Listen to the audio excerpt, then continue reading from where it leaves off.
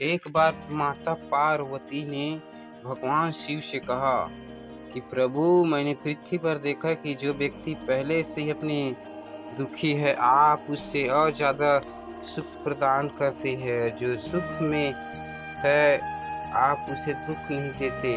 भगवान शिव ने इस बात को समझाने के लिए माता पार्वती को धरती पर चलने के लिए कहा। दोनों ने इंसानी रूप में पति पत्नी का रूप लिया और एक गांव के पास डेरा जमाया। शाम के समय भगवान ने माता पार्वती से कहा कि हर मनुष्य रूप में यहाँ आए हैं, इसलिए यहाँ के नियम का पालन करते हुए हमें यहाँ भोजन करना होगा। इसलिए मैं भोजन सामग्री की व्यवस्था करता हूँ, तब तक तुम भोजन बनाओ। भगवान के जाते ही माता पार्वती रसोई में चूल्हे को बनाने के लिए बाहर से ईंटें लेने गई और गांव के कुछ जर्जर हो चुके मकानों से ईंटें लाकर चूल्हा तैयार कर दिया। चूल्हा तैयार होती भगवान वहां पर बिना कुछ लाए ही प्रकट हो गए। पार्वती ने उसे कहा कि आप तो कुछ लेकर ही नहीं आए, भोजन कैसे बनेगा? भगवान बोले, पार्वती, अब तुम्हें इसकी जरूरत नहीं पड़ेगी। भगवान ने माता पार्वती से पूछा, तुम चूल्हा बनाने के लिए इन ईंटों को कहाँ से लेकर आई?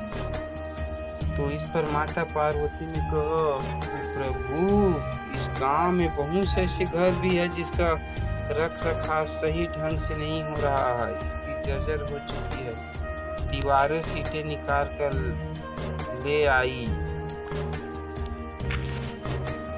तो इस पर माता पार्वती ने कहा कि प्रभु, इस गांव में बहुत से ऐसे घर भी है जिनका रख रखाव सही ढंग से नहीं हो रहा है। इसकी जर्जर हो चुकी है, दीवारों में ईंटें निकाल कर ले आई।